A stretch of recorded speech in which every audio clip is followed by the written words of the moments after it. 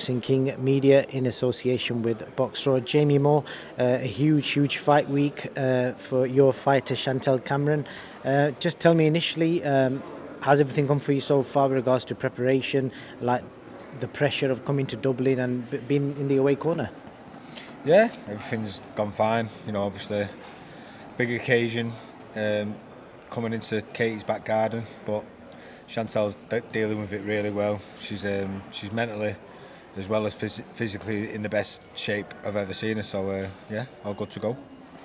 Obviously, you can't really compare this to the fights that she's had before. I know she's had big title fights before, but with regards to occasion, crowd, etc., all that sort of stuff, how much will that play as a factor for her to deal with? Because obviously you've been in big fights yourself, so you could probably draw from that experience.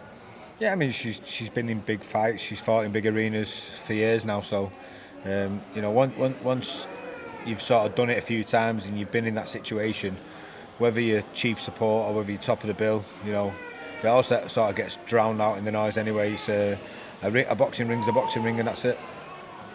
Definitely so. A lot of the experts I've seen speaking about this fight online, a lot of them are suggesting that Chantel may stop Katie in the later rounds, but Chantel will lose a lot of the early rounds. So you as a coach, I'm assuming you don't want to lose early rounds. How does someone win rounds against Katie Taylor? Well, you've got to establish your own. You've got to make, stamp your own authority. Make sure that Katie doesn't dictate the pace, the tempo, which is not an easy thing to do, because that's why she's renowned for controlling the distance and using the speed in foot and hand. She's a phenomenal fighter, but I've also got a phenomenal fighter in Chantel Cameron, who's got a lot of attributes which can counteract the stuff what Katie's good at. So whether she'll stop her or not remains to be seen, obviously. But the fights what Katie's had over the last couple of years, a couple of the fights which have been close. She's been hurt a couple of times. She's shown a little bit of vulnerability, but she's also looked phenomenal in some patches in those both fights as well. And she's shown attributes what she's never had to show before in terms of determination, heart, toughness, especially in the last fight against Serrano. So there's been situations what she gets put in where she's given us ideas of where we can sort of pick out some vulnerability, but she's also shown when she's in them situations she's still a very difficult fighter to beat.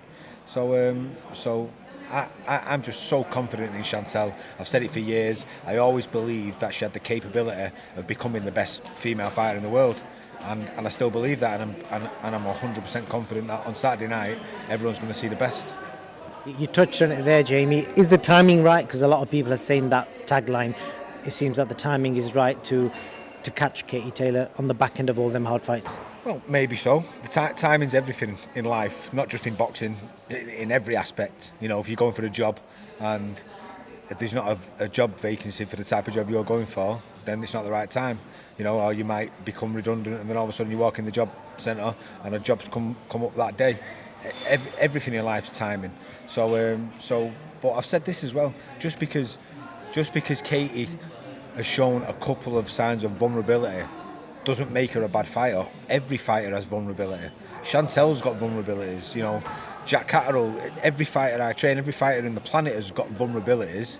It's being able to expose them and have the capabilities of being as the opponent to being able to exploit them.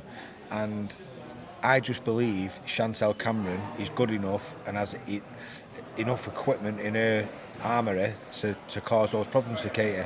Doesn't mean Katie's a bad fighter by any stretch of the imagination. I just believe I've got a phenomenal fighter in Chantel. And with regards to the judging scorecards, obviously this event is built for Katie Taylor. It's in literally in her hometown. Any concerns? Because I spoke to Eddie Hearn about this as well, about picking sides, etc. As a promoter, obviously you'd assume as an outsider his loyalties may lie with Katie Taylor, but it's down to the three judges on the night. Any concerns with regards to all that on your part? Well, you can't worry about it. You can't sort of focus on that, because if we're going to get Chantel in the right shape and the right shape mentally and physically, then you can't dwell on sort of negatives and worry about stuff that's outside of your control. That's nothing we can control. We can address it and try and make sure that it doesn't happen again. You know, we've been through this situation a few times over the last couple of years, and you know, it's not a nice situation to go through. But we can't dwell on it. We can't focus on that. All I can focus on, and all I want to focus on, is making sure Chantel Cameron performs to 100% of her ability. And I believe then, if and when she does, then it's inevitable what will happen. I don't think it's a question. And then afterwards, if and when something like that happens, then you deal with it then. But I tell you what, if something like that did happen, then honestly, I've been through it at this level before as well. I wouldn't leave it. I mean, I'd be fighting it till the day I flipping die that something changes or something's got to be done. Especially about in the way you score. You know, there was a lot of talk last year about how a fight scored, and I'd never really thought about this then or before that point about the 10-point must system. Why do we have 10 points if we don't utilise the 10 points? So if a fighter wins a round shutout against a journeyman, for instance, why is that round not a 10-1 if the journeyman doesn't really throw a punch or land a punch? You know, how can you know? So Akib Fiaz in his fight last time in Abu Dhabi, for instance, you know, sorry, it wasn't last time. The last fight was over here, wasn't it? But he absolutely dominated the fight. But he was competitive. So his opponent was really having a go, but he wasn't really having that much success. So in my mind, that should be 10-3 or 10-4. If it's a competitive round and there's not much in it, but your guy wins, it should be 10-9 or maybe 10-8. That way, by the end of a fight, you'd have a better interpretation. You'd have some crazy cards. Yeah, you'd very, very rarely have a draw. You'd have a close fight, and it might be, at the end of it, it might be 196, or a fight where your guys won 70% of the fight would be 172. It would be more relative to the whole people's interpretation of how a fight would be.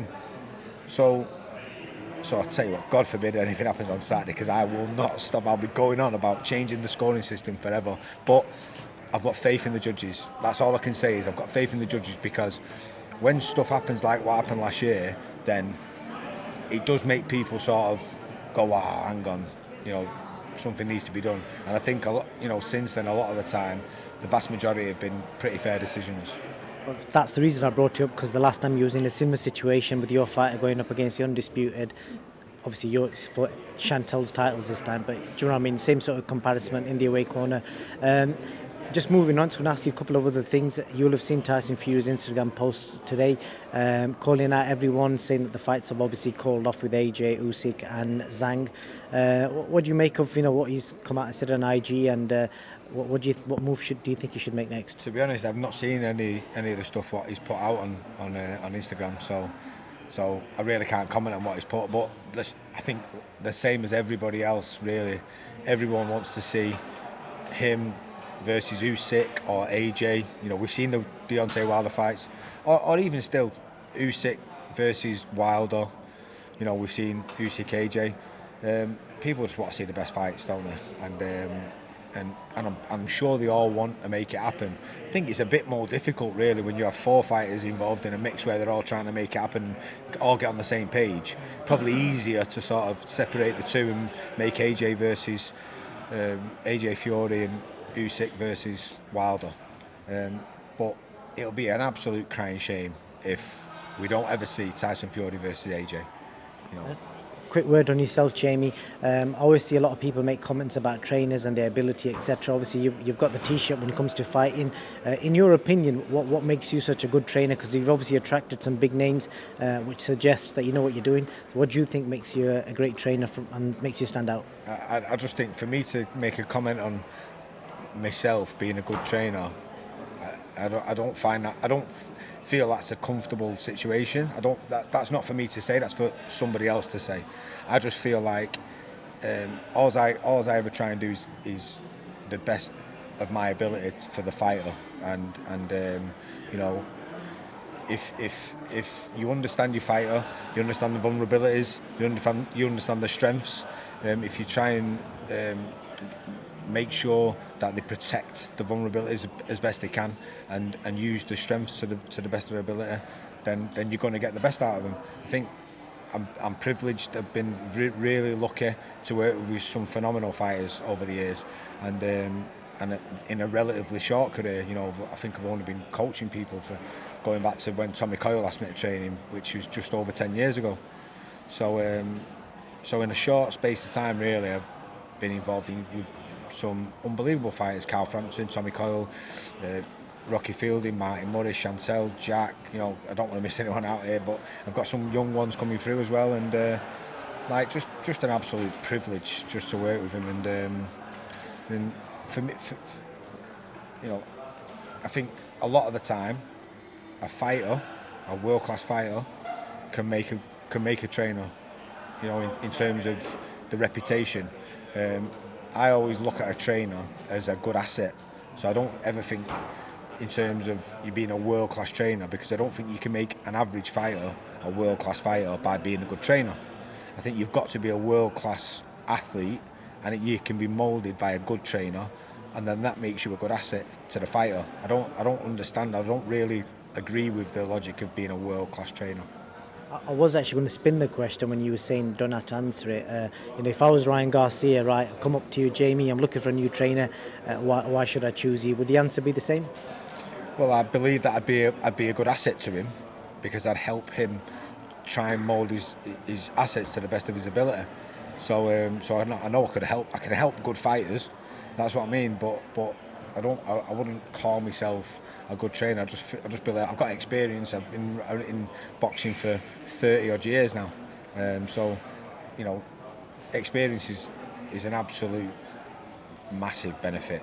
If you've been around the game and you know the sport inside out, then you're always going to have experience and knowledge and know how certain situations pan out. If you've seen something happen 25 years ago and you've seen people make mistakes and then learn from it and come through it, then as long as you remember it and understand it and pass it on, then that's sort of knowledge. It's just experience. Sure is. Jamie, Mo, I appreciate your time. Anything else you want to add before I let you go? Oh, that's a good one now. Nige, got anything to say? You sure? You've not got anything to say? Wow, that is a first. I may try and grab him separately if he's willing to speak to me and not pull my pants down. Jamie, I appreciate your time. Thank you.